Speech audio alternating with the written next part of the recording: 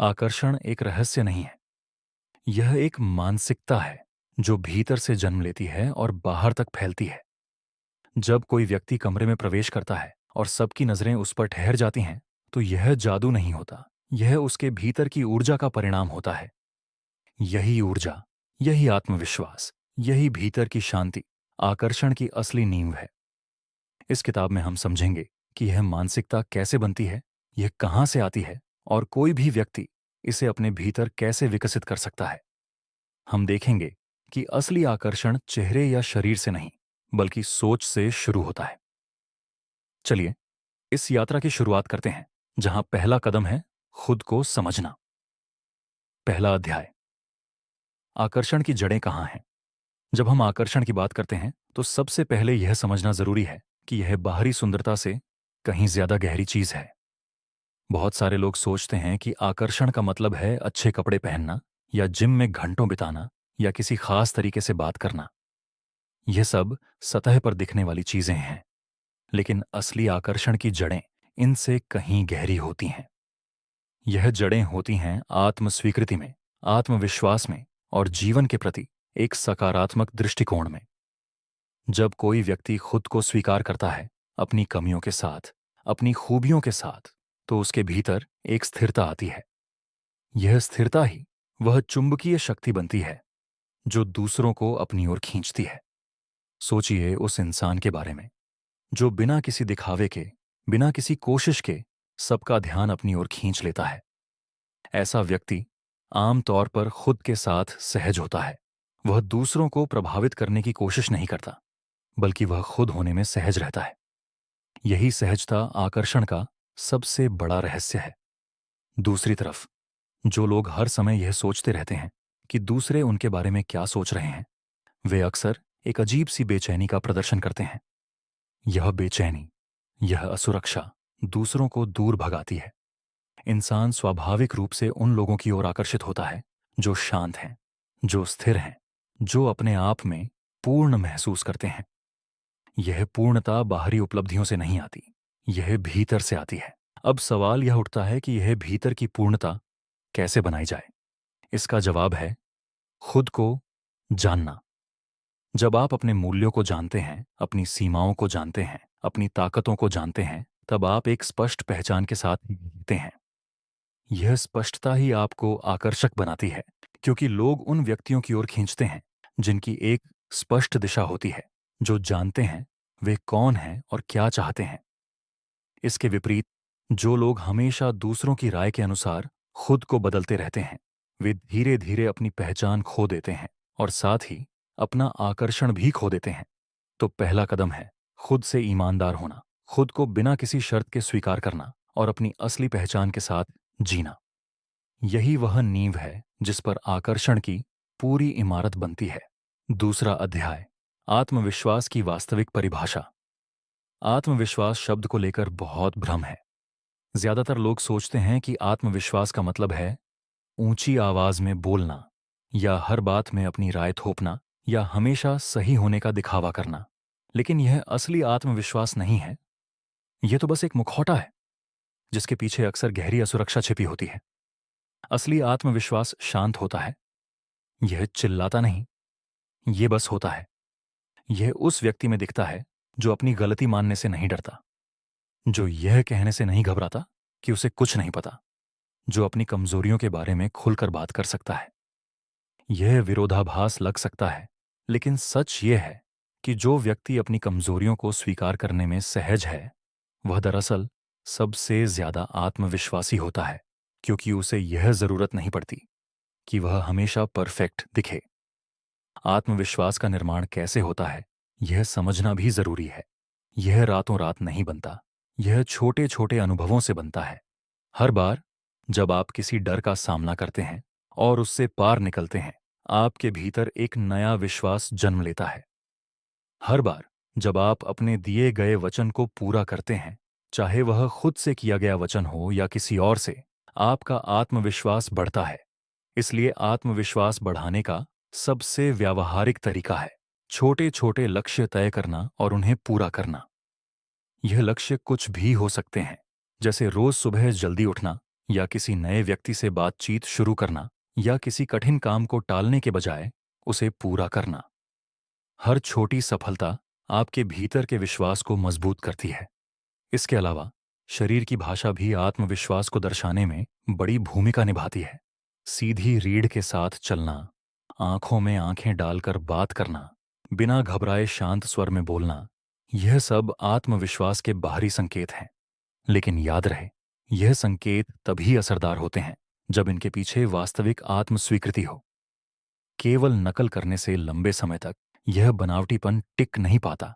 इसलिए असली काम भीतर से शुरू होता है और फिर बाहर झलकता है। जब आप खुद को स्वीकार करते हैं, जब आप अपनी यात्रा पर भरोसा करते हैं, तब आत्मविश्वास स्वाभाविक रूप से आपके व्यवहार में दिखने लगता है। और यही वह चीज है जो लोगों को आपकी ओर आकर्षित करती है। तीसरा अध्याय, भीतर की कमी से बाहर की पूर्णता तक। बहुत से लोग रिश्तों में या सामाजिक जीवन में इसलिए संघर्ष करते हैं क्योंकि वे किसी और से अपनी अधूरी जरूरतों को पूरा करने की कोशिश करते हैं। यह एक बहुत सामान्य लेकिन गहरी समस्या है। जब कोई व्यक्ति यह सोचता है कि किसी और का प्यार, किसी और की स्वीकृति या किसी और का ध्यान उसकी जिंदगी को पूरा करेगा, तब वह एक खतरनाक राह पर चल पड़ता है। यह सोच आकर्षण को नहीं बढ़ाती बल्कि घटाती है, क्योंकि जब आप किसी से कुछ मांगते हैं, चाहे वह स्पष्ट रूप से हो या अनकहे तरीके से, तो सामने वाला व्यक्ति यह महसूस कर लेता है और यह जरूरत, यह निर्भरता स्वाभाविक रूप से दूसरों को पीछे हटने पर मजबूर करती है। इसके विपरीत, जो व्यक्ति अपने भीतर पूर्ण है, जो अपनी खुशी के लिए किसी और पर निर्भर नहीं है, वह स्वाभाविक रूप से आकर्षक बनता है, क्योंकि उसकी ऊर्जा में कोई याचना नहीं होती, कोई बेचैनी नहीं होती। वह रिश्ते में आता है क्योंकि वह चाहता है, न कि इसलिए क्योंकि उसे जरूरत है। यह फर्क बहुत बड़ा है। जरूरत और इच्छा के बीच का यह अंतर पूरे रिश्ते की गुणवत्ता को बदल देता है। तो भीतर की पूर्णता कैसे बनाई जाए?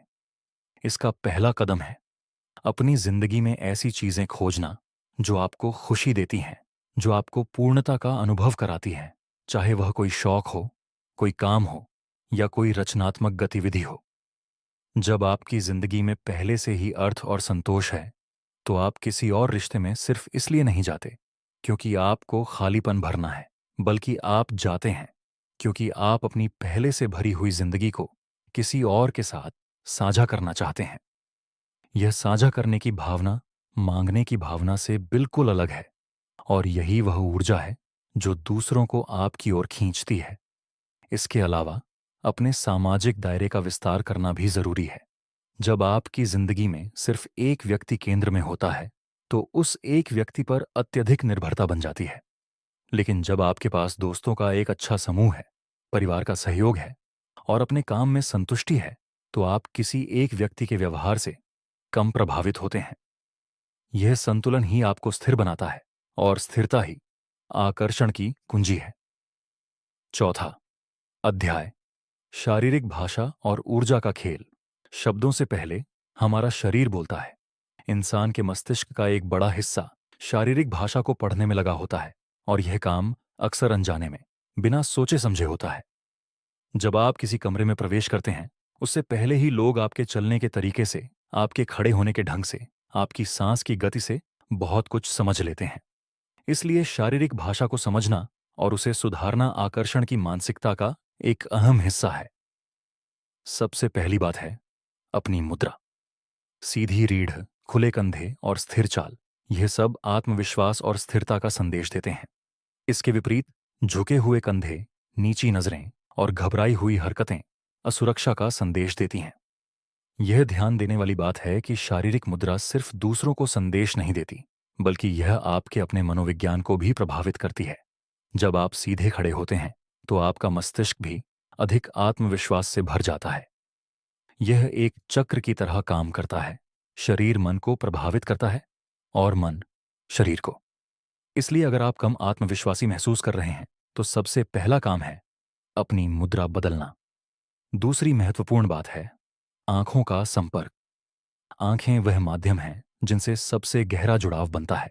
जो व्यक्ति बातचीत के दौरान आंखों में आंखें डालकर बात कर सकता है, बिना घबराए, बिना नजरें चुराए, वह स्वाभाविक रूप से अधिक भरोसेमंद और आकर्षक लगता है। हालांकि इसका मतलब यह नहीं है कि लगातार घूरते रहना चाहिए, बल्कि एक सहज संतुलन बनाना जरूरी है, जहां आंखें संपर्क बनाएं, फिर सहजता से हट जाएं और फिर वापस आएं। तीसरी बात है बोलने की गति और स्वर। जो लोग जल्दी जल्दी घबराहट में बोलते हैं, वे अनजाने में चिंता का संकेत देते हैं, जबकि जो लोग शांति से स्थिर गति में बोलते हैं, वे नियंत्रण और स्थिरता का संदेश देते हैं। धीमी गति से बोलना यह भी दर्शाता है कि व्यक्ति को अपनी बात कहने की जल्दी नहीं है, क्योंकि उसे विश्वास है कि उसकी बात सुनी जाएगी। यह सूक्ष्म लेकिन गहरा संकेत है जो आकर्षण को बढ़ाता है। चौथी बात है स्पर्श और दूरी का प्रबंधन। हर संस्कृति में, हर परिस्थिति में उचित दूरी बनाना और सही समय पर उचित स्पर्श करना एक कला है जिसे सीखना जरूरी है। यह बहुत सूक्ष्म संतुलन है जिसमें न तो बहुत दूर रहना है और न ही असहज स्तर तक पास आना है। यह संतुलन अनुभव से आता है और सामने वाले व्यक्ति की प्रतिक्रिया को पढ़ने की क्षमता से आता है। पांचवां अध्याय बातचीत की कला और सुनने की शक्ति।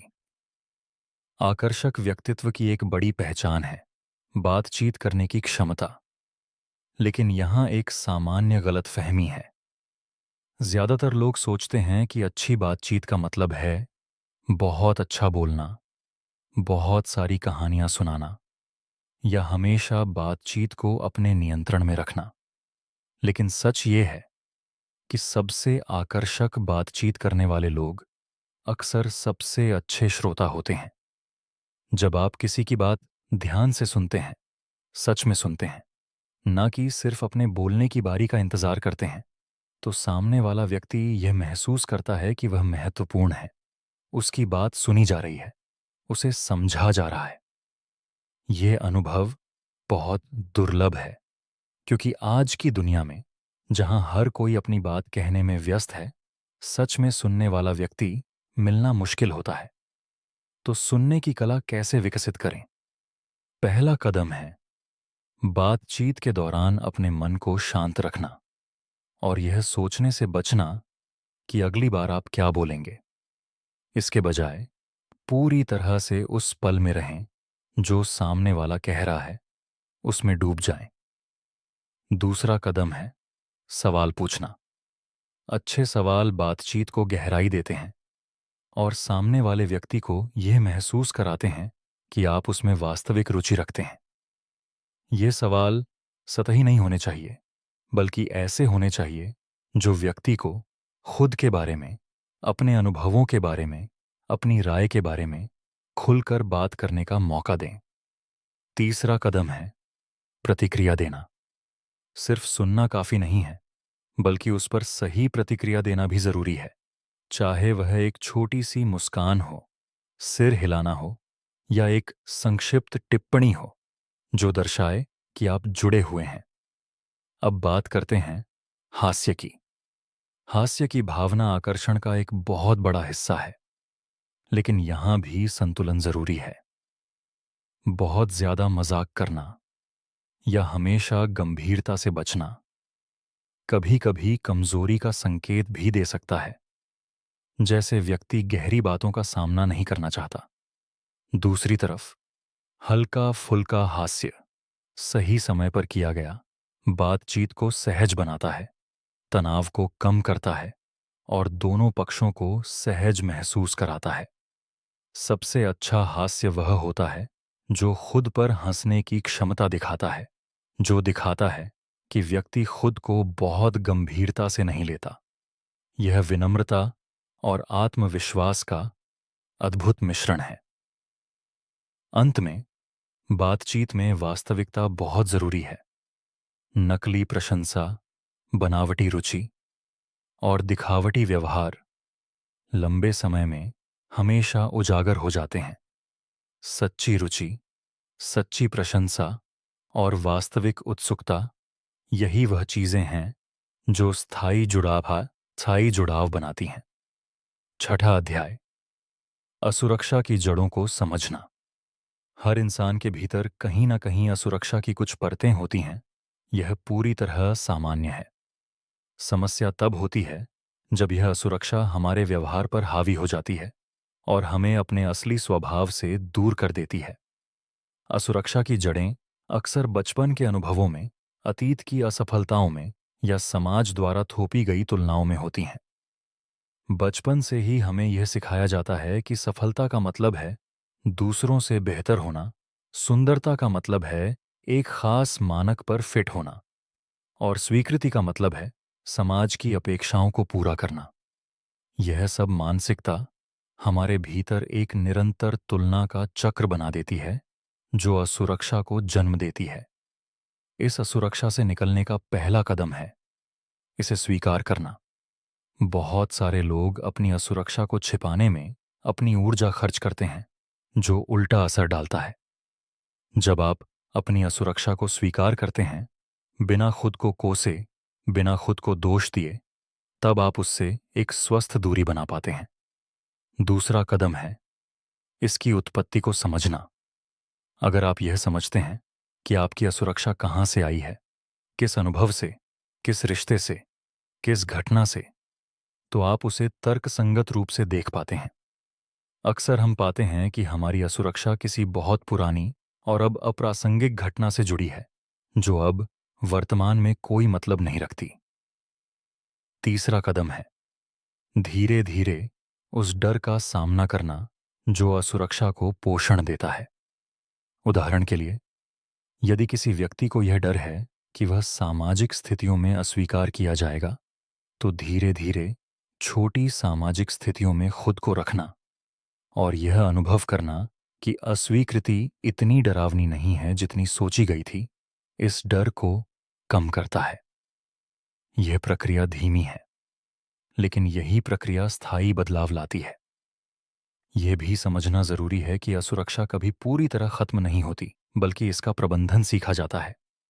सबसे आकर्षक लोग वे नहीं हैं जिन्हें कोई असुरक्षा नहीं है, बल्कि वे हैं जिन्होंने अपनी असुरक्षा के साथ शांति से जीना सीख लिया है, जो उसे अपने व्यवहार पर हावी नहीं होने देते। 7वां अध्याय, सामाजिक मूल्य और उसकी सच्ची प्रकृति। सामाजिक मूल्य की अवधारणा को समझना आकर्षण की मानसिकता का एक महत्वपूर्ण हिस्सा है। सामाजिक मूल्य का मतलब है समूह में आपकी स्थिति, आपकी उपस्थिति का असर और लोगों का आपके प्रति व्यवहार। यह मूल्य धन से, पद से या शारीरिक सुंदरता से तय नहीं होता, बल्कि इस बात से तय होता है कि आप दूसरों के साथ कैसे जुड़ते हैं, आप समूह में किस तरह की ऊर्जा लाते हैं और आप दूसरों को कैसा अनुभव कराते हैं। जो व्यक्ति समूह में सकारात्मक ऊर्जा लाता है, जो दूसरों को सहज बनाता है, जो दूसरों की प्रशंसा बिना ईर्ष्या के कर सकता है, वह स्वाभाविक रूप से उच्च सामाजिक मूल्य रखता है। इसके विपरीत, जो व्यक्ति हमेशा ध्यान खींचने की कोशिश करता है, जो दूसरों को नीचा दिखाकर खुद को ऊंचा दिखाने की कोशिश करता है, वह वास्तव में अपना सामाजिक मूल्य कम करता है, भले ही अल्पकालिक रूप से ऐसा ना लगे। सामाजिक मूल्य बढ़ाने का एक प्रभावी तरीका है दूसरों को महत्व देना। जब आप किसी समूह में किसी अनजान व्यक्ति को भी सम्मान के साथ शामिल करते हैं, जब आप दूसरों की उपलब्धियों की सराहना करते हैं बिना किसी प्रतिस्पर्धा की भावना के, तब लोग स्वाभाविक रूप से आपकी ओर आकर्षित होते हैं। एक और महत्वपूर्ण पहलू है अपनी उपस्थिति का प्रबंधन। यह जरूरी नहीं कि आप हर बातचीत में सबसे ज्यादा बोलें, बल्कि यह जरूरी है कि जब आप बोलें, आपकी बात में वजन हो, विचार हो और स्पष्टता हो। कम बोलना, लेकिन सार्थक बोलना, अक्सर ज्यादा बोलने से ज्यादा प्रभावशाली होता है। इसके अलावा अपनी सीमाएं तय करना भी सामाजिक मूल्य का एक हिस्सा है। जो व्यक्ति हर किसी को खुश करने की कोशिश करता है, जो कभी ना नहीं कह सकता, वह धीरे धीरे अपना सम्मान खो देता है। दूसरी तरफ, जो व्यक्ति स्पष्ट सीमाएं रखता है, जो सम्मानपूर्वक अपनी असहमति व्यक्त कर सकता है, वह दूसरों की नज़र में अधिक मूल्यवान बनता है। यह भी ध्यान देने वाली बात है कि सामाजिक मूल्य स्थिर नहीं है। यह हर परिस्थिति में बदलता रहता है और इसे लगातार सही व्यवहार और सही ऊर्जा से बनाए रखना पड़ता है। 8वां अध्याय, भेद्यता की शक्ति। आधुनिक समाज में अक्सर यह सिखाया जाता है कि कमजोरी दिखाना बुरा है, कि भावनाओं को छिपाना ही ताकत है। लेकिन आकर्षण के सच्चे मनोविज्ञान में भेद्यता यानी अपनी सच्ची भावनाओं को व्यक्त करने की क्षमता एक बहुत बड़ी ताकत है। जब कोई व्यक्ति अपनी सच्ची भावनाओं को बिना डर के, बिना शर्म के व्यक्त करता है, तो यह एक गहरा संदेश देता है। यह संदेश है कि वह व्यक्ति अपने आप में इतना सुरक्षित है कि उसे दूसरों की राय से डर नहीं लगता।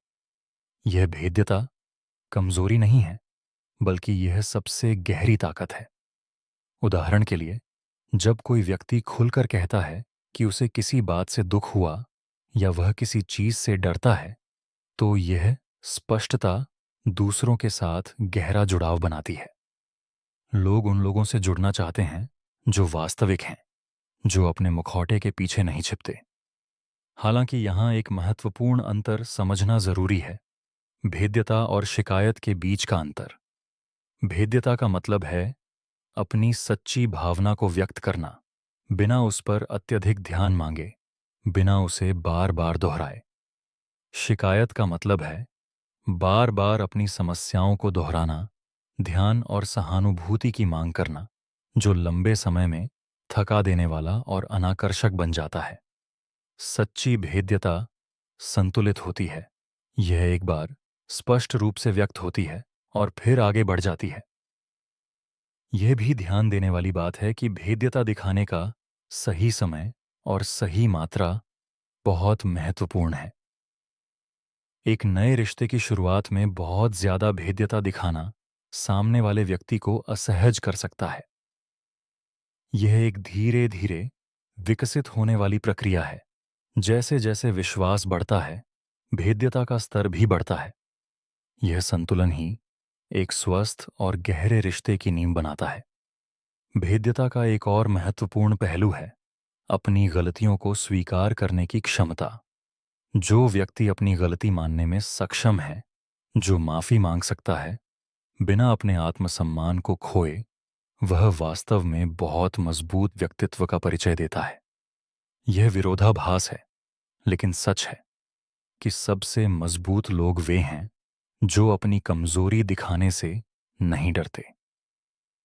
9वां अध्याय, हास्य और चुलबुलेपन की भूमिका। आकर्षण के क्षेत्र में हास्य एक अत्यंत शक्तिशाली औजार है, लेकिन इसका सही इस्तेमाल सीखना जरूरी है। चुलबुला व्यवहार, जिसे अंग्रेजी में अक्सर एक खास शब्द से जाना जाता है, वास्तव में हल्के फुल्के मजाक और मीठी छेड़छाड़ का मिश्रण है, जो बातचीत में एक खेल जैसा माहौल बनाता है। यह गंभीरता को कम करता है और दोनों पक्षों के बीच एक सहज, मजेदार ऊर्जा पैदा करता है। चुलबुलेपन का सार है हल्के में लेना, बिना किसी बात को बहुत गंभीरता से लिए। उदाहरण के लिए, यदि बातचीत के दौरान कोई हल्की असहमति होती है, तो उसे गंभीर विवाद बनाने के बजाय उसे एक मजेदार नोक-झोंक में बदला जा सकता है। यह कला बातचीत को जीवंत बनाती है और दोनों पक्षों को यह महसूस कराती है कि वे एक मजेदार खेल खेल रहे हैं, ना कि कोई गंभीर परीक्षा दे रहे हैं। हालांकि यहां भी संतुलन महत्वपूर्ण है। बहुत ज्यादा छेड़छाड़ या ऐसी छेड़छाड़ जो सामने वाले व्यक्ति को असहज करे, उल्टा असर डाल सकती है। सच्चा चुलबुलापन हमेशा गर्मजोशी और सम्मान के साथ आता है। यह कभी क्रूर या अपमानजनक नहीं होता। इसका उद्देश्य हंसी और जुड़ाव पैदा करना है, ना कि किसी को नीचा दिखाना। चुलबुलेपन का एक और महत्वपूर्ण पहलू है आत्मविश्वास के साथ इसका जुड़ाव। केवल वही व्यक्ति प्रभावी ढंग से चुलबुला व्यवहार कर सकता है जो आत्मविश्वासी है, क्योंकि इसमें थोड़ा जोखिम होता है। सामने वाले की प्रतिक्रिया का अनिश्चय होता है। अगर व्यक्ति घबराया हुआ है या अपनी छेड़छाड़ पर बहुत ज्यादा चिंतित है, तो यह स्वाभाविक नहीं लगता और अपना असर खो देता है।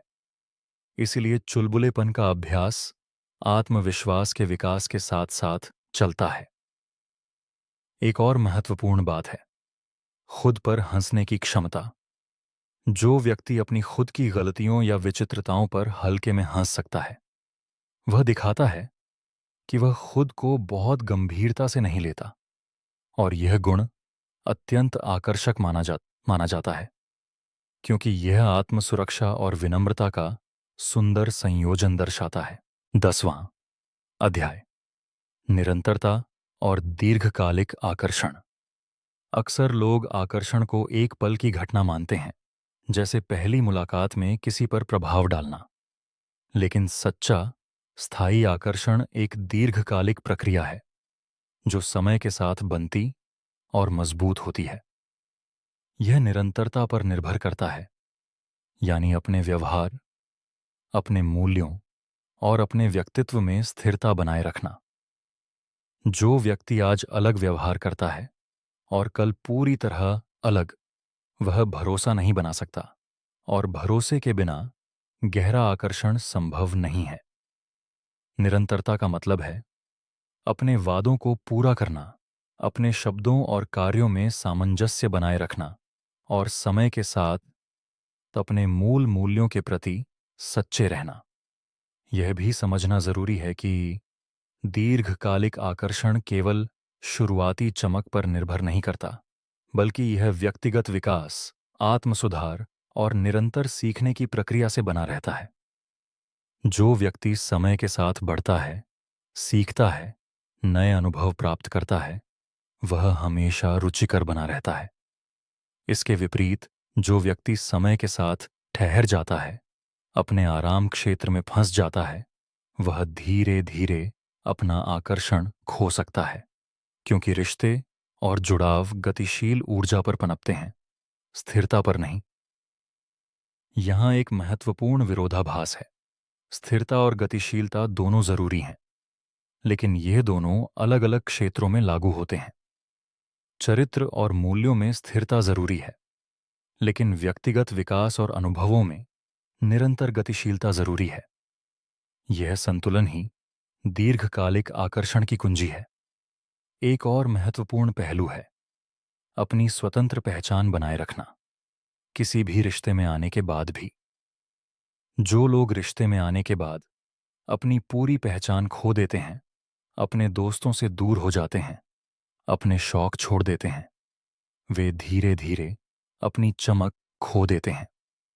जबकि जो लोग रिश्ते में रहते हुए भी अपनी व्यक्तिगत पहचान, अपने हित और अपनी स्वतंत्रता बनाए रखते हैं, वे लंबे समय तक रुचिकर बने रहते हैं। 11वां अध्याय, आत्मप्रेम की गहराई। आत्मप्रेम शब्द को अक्सर गलत समझा जाता है। इसे कई बार आत्मकेंद्रितता या अहंकार समझ लिया जाता है, लेकिन सच्चा आत्मप्रेम इन सब से बहुत अलग है। यह वह गहरी स्वीकृति है जो एक व्यक्ति अपने आप को अपनी पूरी सच्चाई के साथ बिना किसी शर्त के देता है। यह आत्मप्रेम ही वह आधार है जिस पर हर दूसरा रिश्ता टिका होता है। जब आप खुद से प्रेम नहीं करते, तो आप अनजाने में दूसरों से यह मांग करने लगते हैं कि वे आपको वह प्रेम दें जो आप खुद को नहीं दे सकते। यह मांग रिश्तों पर एक अनुचित दबाव डालती है और अक्सर निराशा का कारण बनती है। आत्म प्रेम का विकास कैसे किया जाए, यह एक गहरी प्रक्रिया है जिसमें कई कदम शामिल हैं। पहला कदम है अपनी आंतरिक आवाज को पहचानना। हर व्यक्ति के भीतर एक आलोचक की आवाज होती है जो लगातार उसकी कमियों को इंगित करती है। यह आवाज अक्सर बचपन के अनुभवों से या समाज की अपेक्षाओं से बनती है। इस आवाज को पहचानना और यह समझना कि यह आवाज सच नहीं है, बल्कि सिर्फ एक पुरानी आदत है, आत्म प्रेम का पहला कदम है। दूसरा कदम है इस आलोचक आवाज को एक दयालु, समझदार आवाज से बदलना। जैसे आप किसी प्रिय मित्र से बात करते हैं, उसी दयालुता से खुद से बात करना सीखना। तीसरा कदम है अपनी उपलब्धियों और प्रगति को पहचानना, बिना उन्हें कम करके आंके। बहुत सारे लोग अपनी सफलताओं को नज़रअंदाज करते हैं और अपनी असफलताओं पर ही ध्यान केंद्रित करते हैं। यह सासो संतुलित दृष्टिकोण आत्म प्रेम को कमजोर करता है।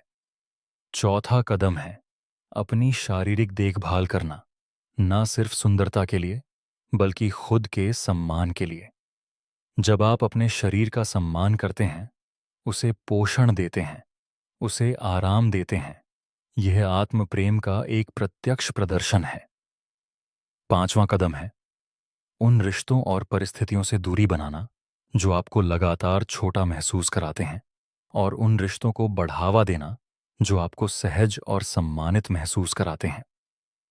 यह सब मिलकर एक मजबूत आत्म प्रेम की नींव बनाते हैं, जो फिर स्वाभाविक रूप से आकर्षण में बदलती है। क्योंकि जब आप खुद से प्रेम करते हैं, तो यह प्रेम स्वाभाविक रूप से बाहर की ओर भी फैलता है। 12वां अध्याय, प्रामाणिकता बनाम दिखावा। आज की दुनिया में जहां सामाजिक माध्यम लगातार एक आदर्श छवि दिखाने का दबाव बनाते हैं, प्रामाणिकता एक दुर्लभ और बहुत मूल्यवान गुण बन गई है। बहुत सारे लोग आकर्षक बनने की कोशिश में खुद से अलग कोई और व्यक्तित्व बनाने की कोशिश करते हैं, किसी और की नकल करते हैं या किसी आदर्श छवि के अनुसार खुद को ढालने की कोशिश करते हैं। यह रणनीति लंबे समय में हमेशा असफल होती है, क्योंकि नकल हमेशा सच्चाई के सामने कमजोर पड़ती है। प्रामाणिकता का मतलब है अपनी असली पहचान के साथ जीना, अपनी सच्ची राय व्यक्त करना, अपने वास्तविक हितों का अनुसरण करना और दूसरों को प्रभावित करने की कोशिश छोड़ देना। यह कहना आसान है, लेकिन करना मुश्किल, क्योंकि समाज लगातार हमें यह सिखाता है कि स्वीकृति पाने के लिए हमें खुद को बदलना होगा। लेकिन सच यह है कि जो लोग अपनी प्रामाणिकता के साथ जीते हैं, वे एक खास तरह का सम्मान और आकर्षण पैदा करते हैं, क्योंकि लोग यह महसूस कर सकते हैं कि वे वास्तविक व्यक्ति से जुड़ रहे हैं, ना कि किसी मुखौटे से। प्रामाणिकता विकसित करने का एक तरीका है अपने मूल्यों को स्पष्ट करना। यह जानना कि आपके लिए क्या महत्वपूर्ण है, आप किन सिद्धांतों पर खड़े रहना चाहते हैं, और इन मूल्यों के अनुसार जीना, चाहे यह सामाजिक रूप से लोकप्रिय हो या ना हो। दूसरा तरीका है अपनी राय व्यक्त करने का अभ्यास करना, खासकर उन स्थितियों में जहां असहमति का खतरा हो। यह डरावना लग सकता है, लेकिन हर बार जब आप अपनी सच्ची राय व्यक्त करते हैं, आप अपनी प्रामाणिकता को मजबूत करते हैं। तीसरा तरीका है दूसरों की स्वीकृति पर निर्भरता को कम करना। जब आप दूसरों की राय पर बहुत ज्यादा निर्भर होते हैं, आप अनजाने में अपनी सच्चाई से दूर होते जाते हैं और एक ऐसा व्यक्तित्व बनाने लगते हैं जो दूसरों को पसंद आए, न कि जो वास्तव में आप हैं। यह याद रखना महत्वपूर्ण है कि हर व्यक्ति आपको पसंद नहीं करेगा, और यह पूरी तरह सामान्य है। जो लोग आपकी सच्चाई से जुड़ते हैं, वही गहरे और स्थायी रिश्ते बनाते हैं। 13वां अध्याय, भावनात्मक बुद्धिमत्ता का महत्व। भावनात्मक बुद्धिमत्ता यानी अपनी और दूसरों की भावनाओं को समझने और प्रबंधित करने की क्षमता आकर्षण की मानसिकता का एक अत्यंत महत्वपूर्ण स्तंभ है। यह क्षमता हमें यह समझने में मदद करती है कि किसी स्थिति में सही प्रतिक्रिया कैसे दी जाए, कब बोलना है और कब सुनना है, कब हंसी का सहारा लेना है और कब गंभीरता दिखाना है। भावनात्मक बुद्धिमत्ता का पहला हिस्सा है आत्म जागरूकता, यानी अपनी भावनाओं को पहचानने की क्षमता, जैसे वे उठती हैं। बहुत सारे लोग अपनी भावनाओं से अनजान रहते हैं। वे क्रोधित हो जाते हैं बिना यह समझे कि वास्तव में उन्हें गुस्सा क्यों आया, या वे उदास हो जाते हैं बिना उस उदासी की जड़ को समझे। आत्म जागरूकता का विकास ध्यान और आत्मचिंतन के माध्यम से होता है। जैसे दिन के अंत में यह सोचना कि आज किन परिस्थितियों ने आपको कैसा महसूस कराया और क्यों। दूसरा हिस्सा है आत्मनियंत्रण, यानी भावनाओं को पहचानने के बाद उन पर प्रतिक्रिया देने से पहले एक क्षण रुकने की क्षमता। यह क्षण, यह ठहराव बहुत महत्वपूर्ण है, क्योंकि यह हमें आवेगपूर्ण प्रतिक्रियाओं से बचाता है जो अक्सर बाद में पश्चाताप का कारण बनती हैं। तीसरा हिस्सा है सामाजिक जागरूकता, यानी दूसरों की भावनाओं को पढ़ने की क्षमता, उनकी शारीरिक भाषा से, उनके स्वर से, उनके शब्दों के पीछे छिपे संकेतों से। यह क्षमता हमें यह समझने में मदद करती है कि सामने वाला व्यक्ति वास्तव में क्या महसूस कर रहा है, चाहे वह अपनी भावनाओं को स्पष्ट रूप से व्यक्त ना कर रहा हो। चौथा हिस्सा है संबंध प्रबंधन, यानी इस समझ का उपयोग करके स्वस्थ, सकारात्मक संबंध बनाने की क्षमता।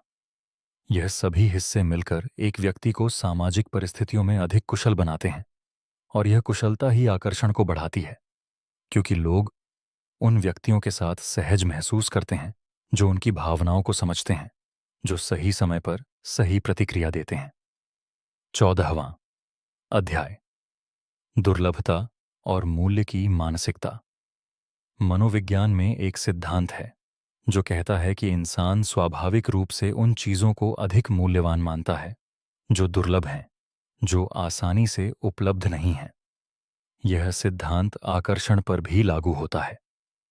जो व्यक्ति हर समय उपलब्ध रहता है, जो हर बात पर हाँ कहता है, जो अपनी प्राथमिकताओं को हमेशा दूसरे की प्राथमिकताओं के नीचे रखता है, वह अनजाने में अपना मूल्य कम कर देता है। इसके विपरीत जिस व्यक्ति की अपनी एक भरी पूरी जिंदगी है, जिसके अपने लक्ष्य हैं, अपने शौक हैं, अपना समय जिसके लिए मूल्यवान है, वह स्वाभाविक रूप से अधिक आकर्षक माना जाता है। यह दुर्लभता की मानसिकता का मतलब यह नहीं है कि जानबूझकर दूर रहना या खेल खेलना, बल्कि इसका मतलब है अपनी जिंदगी को इतना समृद्ध बनाना कि आपका समय वास्तव में मूल्यवान हो। जब आपकी जिंदगी अर्थपूर्ण है, जब आपके पास करने के लिए बहुत कुछ है, तब आप स्वाभाविक रूप से हर किसी के लिए हर समय उपलब्ध नहीं रहते, और यह स्वाभाविकता ही असली दुर्लभता है, न कि कोई बनावटी रणनीति। एक महत्वपूर्ण बात यह समझना भी जरूरी है कि दुर्लभता की मानसिकता का दूसरा पहलू है अपने समय और ऊर्जा का सम्मान करना। जो व्यक्ति अपने समय को महत्व देता है, जो हर किसी की हर मांग को पूरा करने के लिए दौड़ता नहीं है, वह दूसरों की नज़र में अधिक सम्मान पाता है। इसके विपरीत जो व्यक्ति लगातार दूसरों की स्वीकृति के पीछे भागता है, अपने सारे कार्यक्रम बदल देता है, अपनी प्राथमिकताओं को त्याग देता है, वह धीरे धीरे अपना सम्मान खो देता है। यह संतुलन बनाना जरूरी है, उदार होना, लेकिन खुद को नजरअंदाज ना करना। यह भी समझना जरूरी है कि दुर्लभता की मानसिकता का संबंध अहंकार से नहीं है।